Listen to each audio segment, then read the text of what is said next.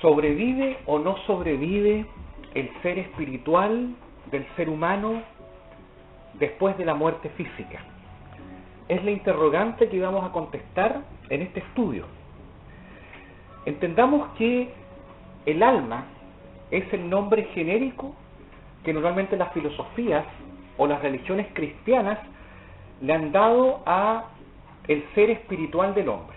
Yo prefiero, normalmente hablo del espíritu o el ser espiritual, pero en general las filosofías, y como digo las religiones cristianas, y otras doctrinas también, de carácter esotérico o hermético, le llaman a el ser espiritual, le llaman genéricamente alma.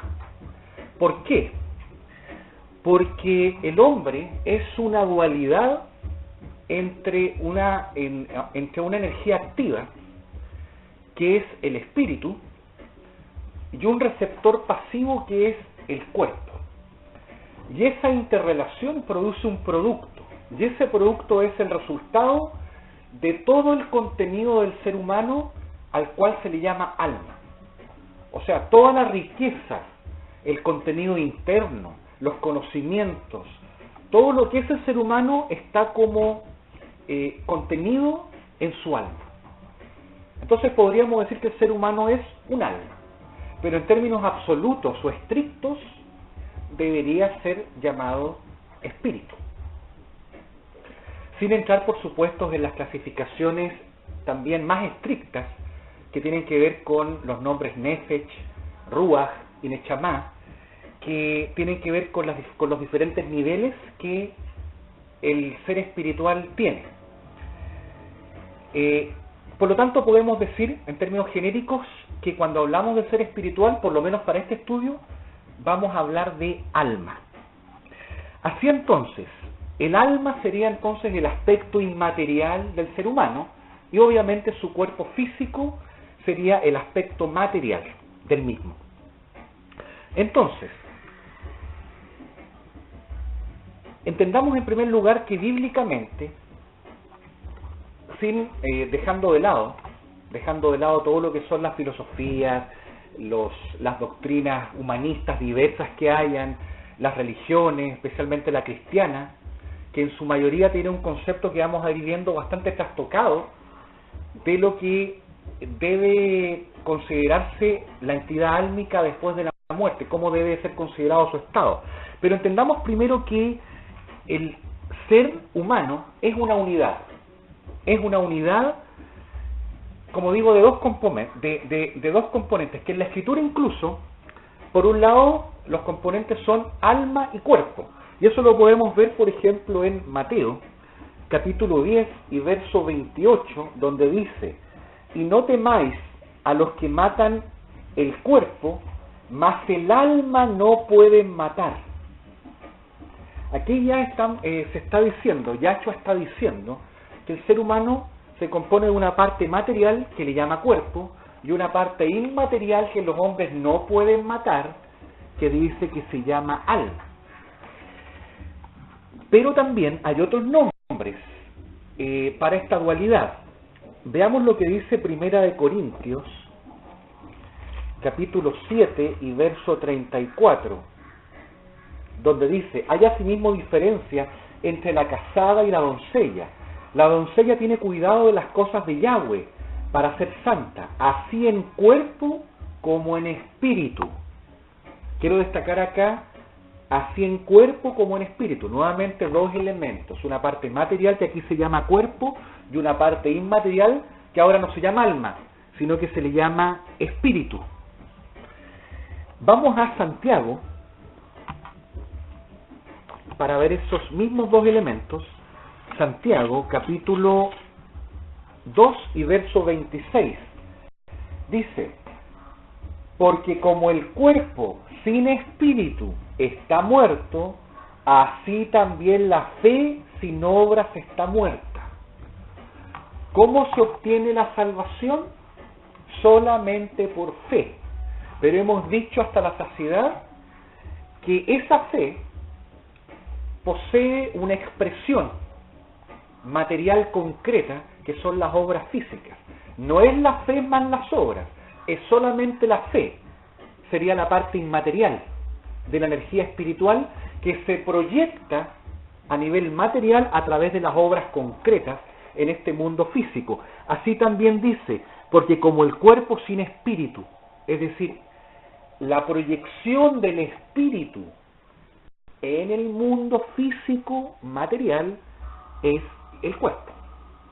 Entonces, aquí se habla de cuerpo-espíritu. Entonces tenemos dos componentes a nivel bíblico. Parte material, que se llama cuerpo físico, y parte inmaterial, que algunas veces se le llama alma, y otras veces se le llama espíritu. Entonces, el espíritu es la energía esencial del ser humano, y el cuerpo es la energía material en donde se proyecta y se sostiene ese espíritu o esa alma en este mundo material. Vamos inmediatamente al tema que nos ocupa. ¿Sobrevive o no sobrevive el alma después de la muerte física? La respuesta es que sí sobrevive. Esa es la respuesta inmediata. Sí. La Escritura sí lo señala. Ahora, esto no está en conflicto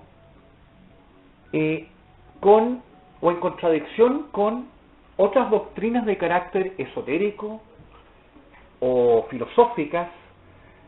Al contrario, coincide, porque muchos detractores que señalan que la doctrina de la sobrevivencia del alma no es cierta, que viene del paganismo, han mezclado conceptos. Vamos a estudiar claramente esos elementos. Las Sagradas Escrituras hablan de, en primer lugar, la mortalidad del alma.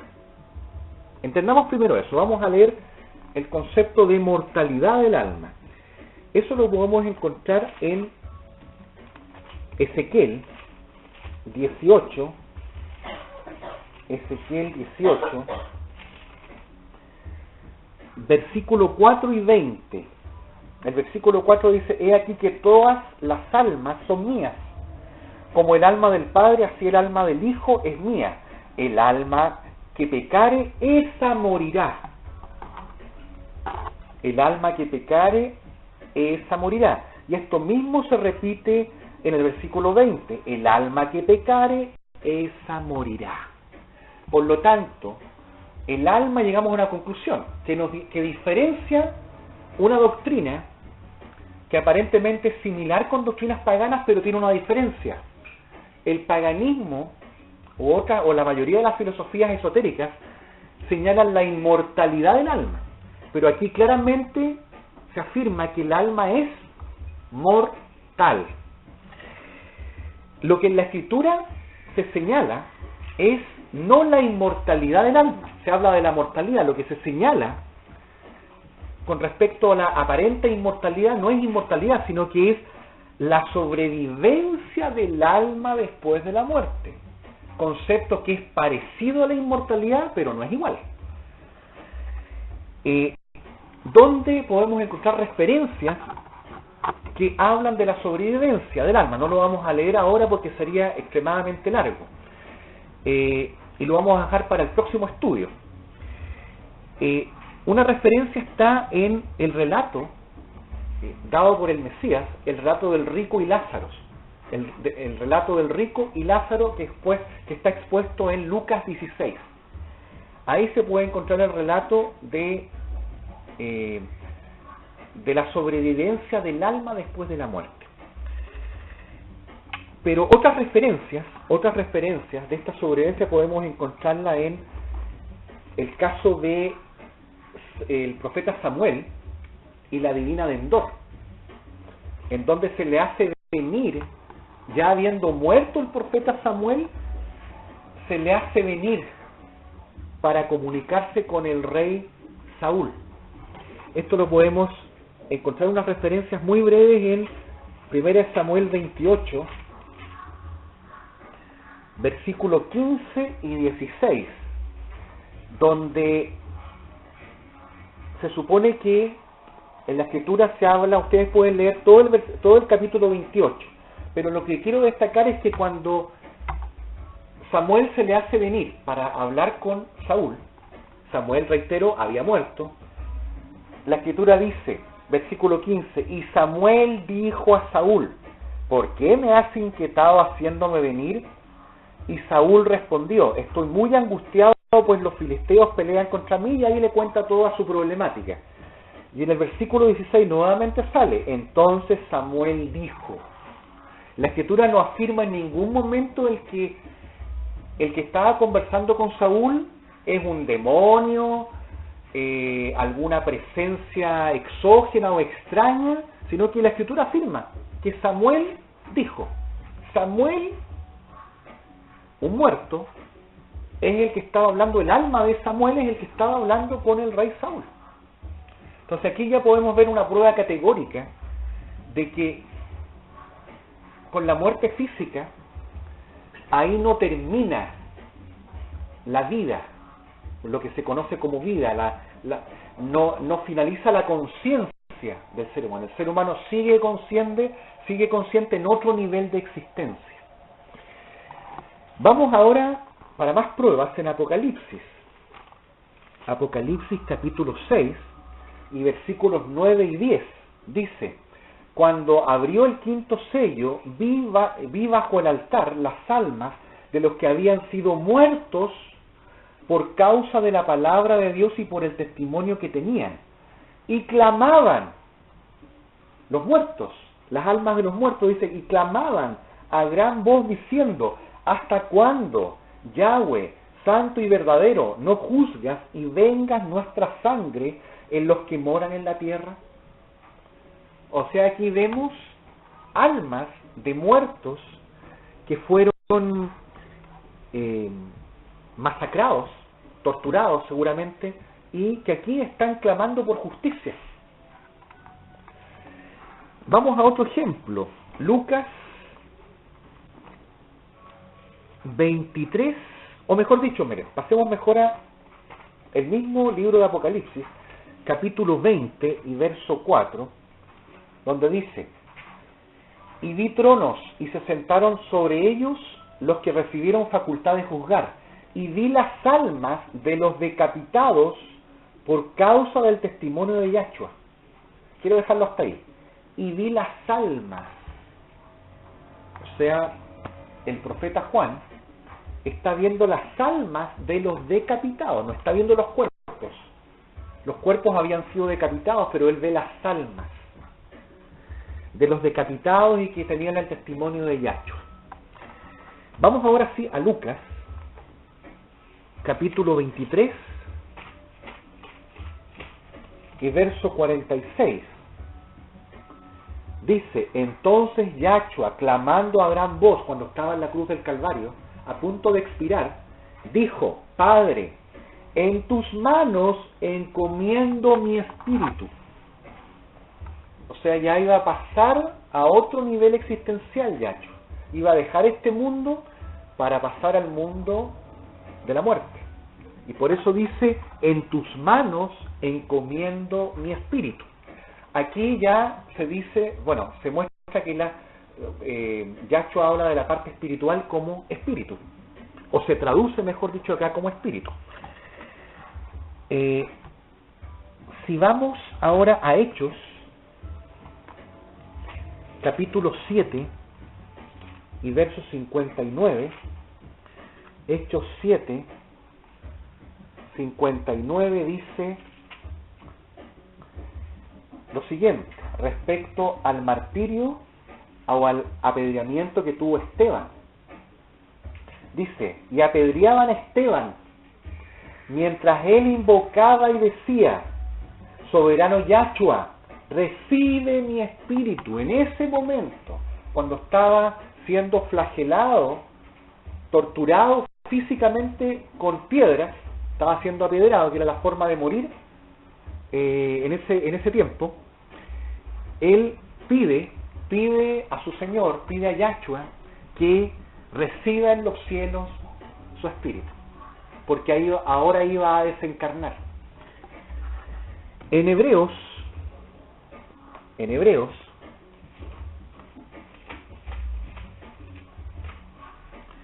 capítulo 12 y verso 23, dice, voy a leer desde el versículo 22, sino que os habéis acercado al monte de Sión, a la ciudad del Dios vivo, Jerusalén la celestial, la capital del verdadero pueblo de Israel, la iglesia, Jerusalén la celestial, a la compañía de muchos millares de ángeles, a la congregación de los primogénitos que están inscritos en los cielos, a Dios el juez de todos los espíritus de los justos hechos perfectos. Los espíritus de los justos que ahora están en los lugares celestiales esperando la consumación de su ser, con la glorificación, con la entrega de sus nuevos cuerpos en gloria o de gloria. Entonces aquí tenemos varias pruebas que señalan categóricamente que el alma del ser humano sobrevive después de la muerte del cuerpo físico. Por supuesto que hay más pruebas, pero con las que he señalado creo que es más que suficiente. Entonces, en definitiva, el alma sobrevive a la muerte del cuerpo físico. Pero entendamos claramente lo siguiente: el hecho que sobreviva el alma después de la muerte no significa que el alma sea inmortal, porque esa es la creencia que tiene la mayoría de las iglesias o doctrinas cristianas, donde se abusa de la expresión inmortalidad del alma. El alma puede llegar a ser inmortal, pero eso será, según la voluntad de Dios, será en la resurrección del cuerpo, para los justos, para los santos escogidos de Dios. A ellos les está reservada la inmortalidad. Ahí podemos hablar de inmortalidad, pero no en el momento que el ser humano desencarna.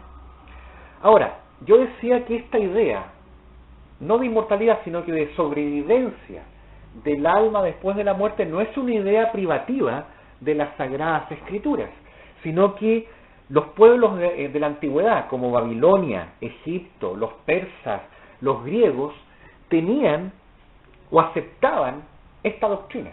Esta doctrina es antiquísima. Más cerca por nuestro tiempo, tuvo su expresión filosófica específicamente en los escritos de Platón, filósofo griego aproximadamente del siglo V a.C. La idea de Platón es que el alma y el cuerpo son sustancias muy diferentes, una de la otra. Según Platón, el alma perdió sus alas en el estado preterrenal y entró en un cuerpo, que puede ser un cuerpo animal o puede ser un cuerpo humano. El cuerpo, para la filosofía de Platón y otras también que él las recogió de otros pueblos más antiguos, es que el cuerpo es una tumba o prisión para el alma.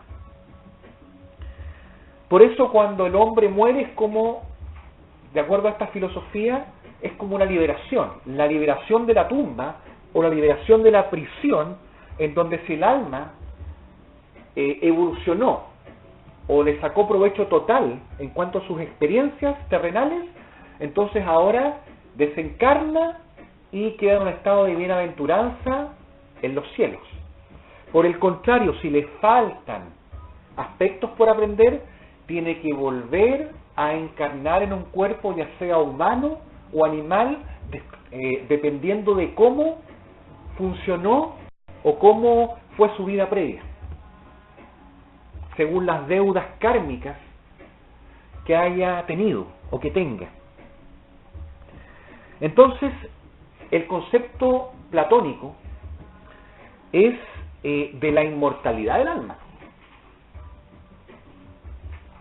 El concepto cristiano es de la sobrevivencia del alma, no de la inmortalidad. El paganismo, en general, habla de la inmortalidad del alma, donde el cuerpo es algo que no es deseable, es algo que es como una especie de maldición, vamos a decirlo así, que el estado perfecto es el alma sin cuerpo. Ese es el estado más deseable. Por lo tanto, el alma, bajo esta filosofía, es indestructible. Es considerada como una sustancia increada y eterna. Por supuesto que todo este concepto está ligado, enraizado con una metafísica racionalista. Hay toda una racionalidad, unas teorías por lo demás interesantes, pero que son contrarias a lo que la Escritura señala. Porque normalmente, como digo, en todas estas filosofías queda como sobrando el cuerpo. Por el contrario, en el cristianismo verdadero, el cuerpo es muy importante. O sea, la unidad del hombre está con su cuerpo. Cuando el hombre desencarna, está en un estado incompleto. Y por lo tanto espera su completitud cuando sea el momento de la resurrección, donde esa alma se reviste, se vuelve a vestir, pero con prendas de gloria. Y esas prendas de gloria son su cuerpo glorificado. Pero no así las doctrinas o filosofías del paganismo, que tienen algo, por supuesto, algo de verdad en cuanto a que el alma puede evolucionar en cuanto a su conciencia, pero lo que normalmente falla es en el aspecto corporal. El cuerpo es un elemento que es malo. Normalmente para Platón el cuerpo era malo y el alma era buena. En cambio, para las doctrinas de las Sagradas Escrituras, tanto el alma como el cuerpo son buenos. Entonces, debemos entender que el alma humana no tiene inmortalidad inherente, sino que la inmortalidad puede ser impartida por Dios, eso sí, pero como naturaleza intrínseca, el alma no es eterna. Puede llegar a ser inmortal, pero en primera instancia el alma es mortal. Ahora bien, hay que entender por supuesto que cuando hablamos de muerte, no hablamos de dejar de existir en primera instancia, aunque en la última etapa de la muerte eterna, el alma sí deja de ser. Entonces, la sustancia álmica no es increada, sino que es, por el contrario, como la Escritura dice, las almas son creadas por el Creador. Lo único real es Dios. Todo lo demás son creaciones. Y si son creaciones, tienen un principio y pueden eventualmente tener un fin. Por más elevado que sea un ser espiritual, hablemos de un demonio, un ser espiritual potente, puede ser destruido, puede dejar de ser, puede dejar finalmente de existir. Por tanto, no es eterno. Ahora bien, entendamos entonces que el alma no es indestructible, sino que depende, eso debemos tener claro, depende de Dios para su existencia. Vamos a Filipenses, capítulo 1, y verso 21 al 23, donde dice: porque para mí el vivir es el Mesías, y el morir es ganancia. Mas si el vivir en la carne resulta para mí en beneficio de la obra, no sé entonces qué escoger, porque de ambas cosas estoy puesto en estrecho, teniendo deseo de partir y estar con el Mesías, lo cual es muchísimo mejor. O sea, el apóstol Pablo sabía que después de la muerte física, su existencia no paraba ahí, sino que continuaba en un estado de bienaventuranza mejor que el estado físico, pero ahora con el Mesías, en lugares celestiales que para nuestra mente es algo indescriptible. En Segunda de Corintios,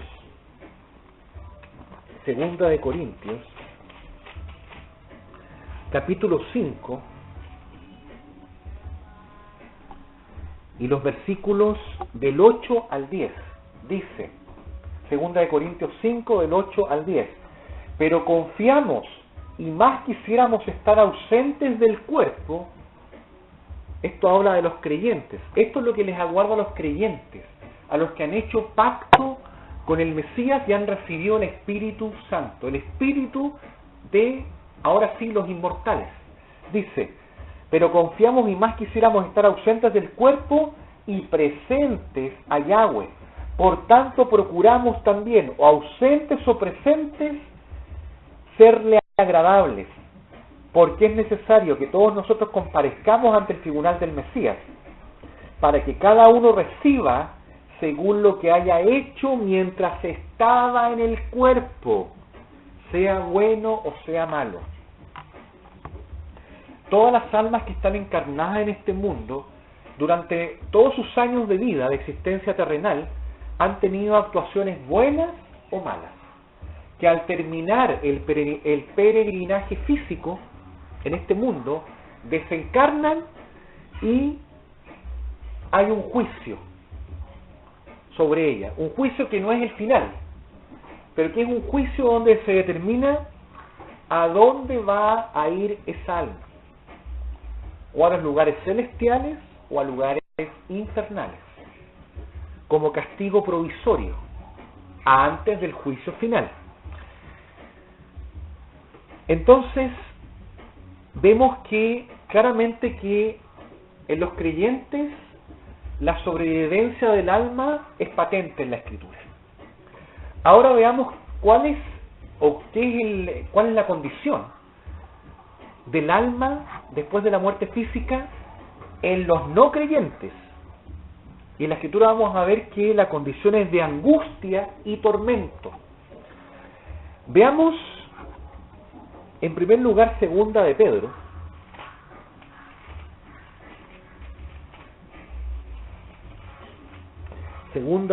capítulo 2 y verso 9. Dice, sabe Yahweh librar de tentación a los piadosos, aquellos que guardan los mandamientos de Dios, que han sido obedientes y no han sido rebeldes a la dirección del Todopoderoso. Y dice, y reservar a los injustos para ser castigados en el día del juicio. De este versículo 9 también hay otra traducción que dice lo siguiente: sabe Yahweh sacar a los piadosos de la prueba, a los culpables en cambio sabe iros castigando, guardándolos para el día del juicio. O sea, aquí implícitamente se dice sabe iros castigando. Quiere decir que hay un castigo para las almas que desencarnan en este mundo, un castigo que precede al día del juicio.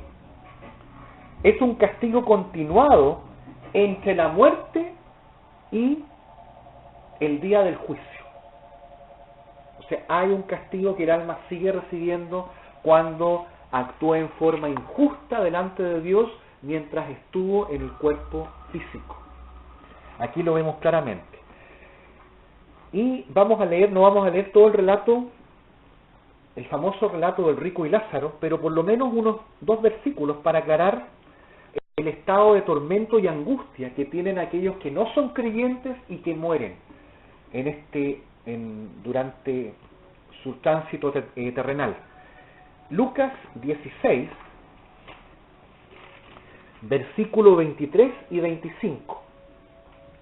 Dice: y en el Hades, que es la transliteración de Sheol, Hades es la palabra griega, Sheol es la palabra hebrea, y en el Hades alzó sus ojos, estando en tormentos.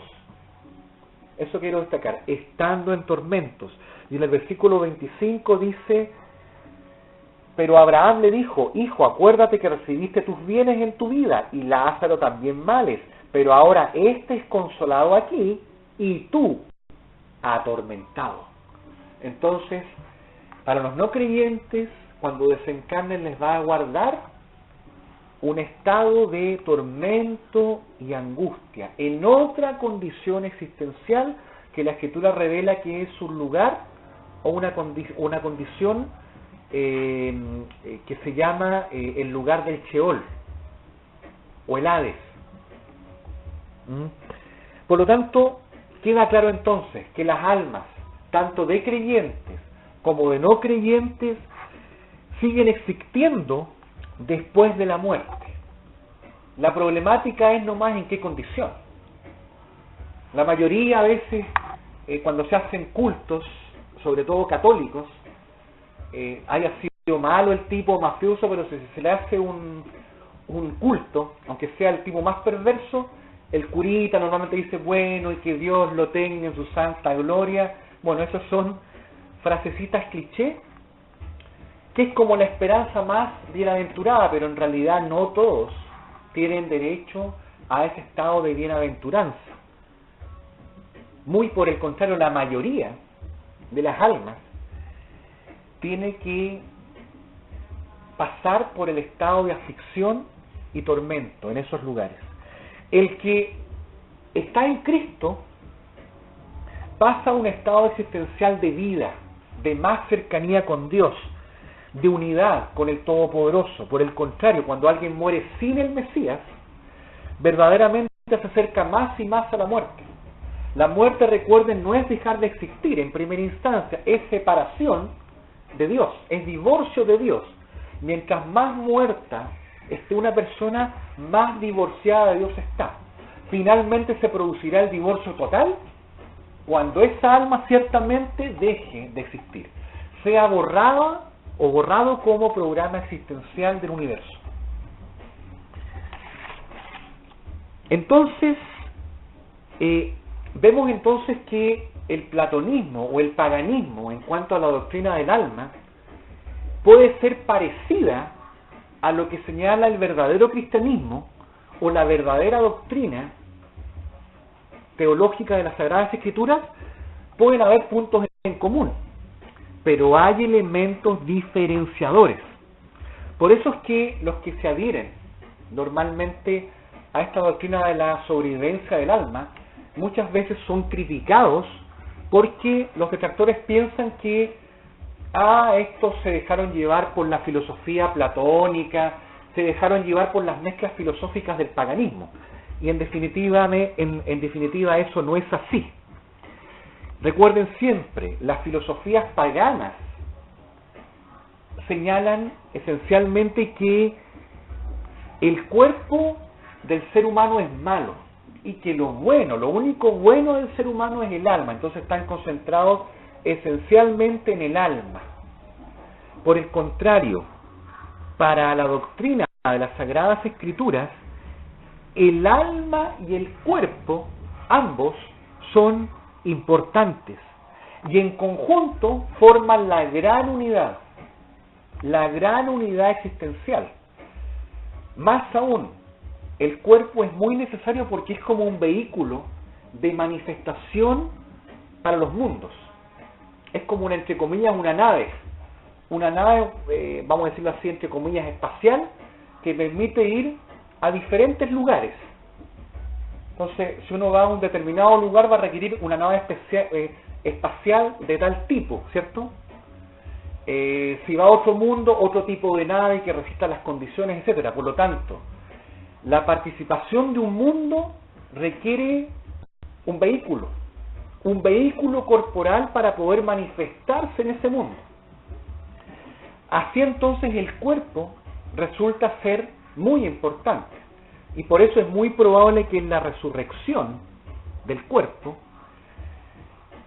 ese cuerpo sea de gloria y sea un cuerpo multidimensional, es decir, que pueda participar de multitud de mundos, de multitud de dimensiones, porque sin el cuerpo es probable que se encuentre en una condición de bienaventuranza, pero que no pueda participar bien de las matrix creacionales. Entonces el cuerpo se hace necesario. Ese es el punto de desencuentro con las filosofías paganas, o que son ajenas a lo que señalan las Sagradas Escrituras. Como digo, hay puntos en común, pero el aspecto corporal es el aspecto diferenciador. Si el platonismo dice que el cuerpo es malo, el verdadero cristianismo dice que el cuerpo es el templo del Espíritu Santo, por lo tanto el cuerpo no es malo. Ahora, el cuerpo puede ser utilizado para el mal si el alma es maligna, pero el cuerpo en sí es un vehículo. Yo puedo usar un auto para atropellar a alguien, pero no porque el vehículo atropelle a alguien significa que el vehículo es malo. El malo es el conductor del vehículo. Entonces, debemos entender que el hombre, el alma, está incompleta sin el cuerpo. Por lo tanto, siempre en las Sagradas Escrituras se hace énfasis en la resurrección del cuerpo, porque ahí es donde se completa verdaderamente el estado ideal del ser espiritual del hombre. Entonces, hasta aquí hemos visto y dejado en claro que el concepto de inmortalidad del alma es falso. El alma es mortal, pero sobrevive al chicotazo electromagnético del elemento que la hace morir, o sea, que hace morir al cuerpo físico, que produce que el alma desencarne. Ahora bien, hablemos un poco, para cerrar este tema, de inmortalidad. ¿Cuándo la Escritura habla de inmortalidad o de vida eterna? Veamos eso, miren. Partamos con Primera de Timoteo, capítulo 6 y verso 16. Dice: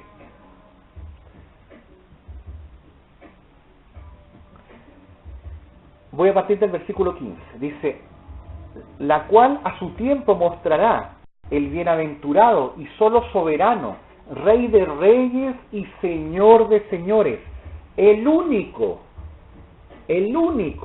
que tiene inmortalidad, que habita en luz inaccesible, a quien ninguno de los hombres ha visto ni puede ver, al cual sea la honra y el imperio sempiterno. Entonces aquí aparece la inmortalidad como algo exclusivo de Dios, el soberano, el Rey de reyes, el soberano absoluto. Es lo que podríamos llamar una inmortalidad inherente, que está en sí mismo. Entonces Dios es el único que posee inmortalidad inherente. Todos los demás sistemas vivientes energéticos la pueden recibir de manera derivada, pero no hay inmortalidad inherente. Si vamos a Juan para hablar del Mesías, dice, miren, Juan 5, versículo 26, dice: porque como el Padre tiene vida en sí mismo, o sea, vida, inmortalidad, vida eterna inherente, así también ha dado al Hijo el tener vida en sí mismo. O sea, vida que no depende de nada ni de nadie. está esa vida eterna en sí mismo. Si vamos a Primera de Corintios, capítulo 15, versículo 53 y 54, versículos 53 y 54 de Primera de Corintios, dice lo siguiente: porque es necesario que esto corruptible se vista de incorrupción. Es decir, es necesario que el cuerpo corruptible, que se corrompe, se vista de un cuerpo que no sufra la corrupción, y que esto mortal se vista de inmortalidad. Pero el único que posee inmortalidad inherente es Yahshua el Mesías. Inmortalidad en sí mismo, ya que no se le puede quitar.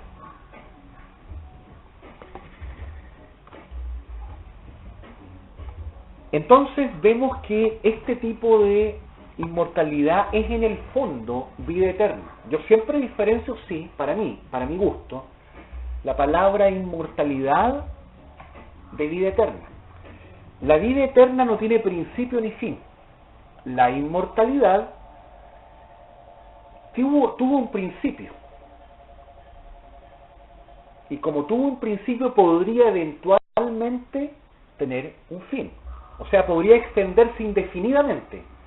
Pero si así Dios lo determina, se le puede quitar esa vida inmortal. Entonces, el único que posee vida eterna es el Eterno, nuestro Dios, el único. Todas las demás criaturas son mortales. Y las que se llaman inmortales, como los ángeles o los demonios, hablemos de los demonios. ¿Tienen inmortalidad? Sí. Pero esa inmortalidad es condicional. Y siendo inmortales, a su tiempo dejarán de existir. ¿Tuvieron un principio? Sí. ¿Tendrán un fin? También. Pero hay otros sistemas como los ángeles de Yahweh que nunca han pecado. Por lo tanto, su inmortalidad se mantiene en el tiempo indefinidamente. Por lo tanto, a los elegidos, la Escritura dice que les está reservada no la inmortalidad, sino que les está reservada la vida eterna. Eso da mucho que pensar. Voy a hacer una simple especulación.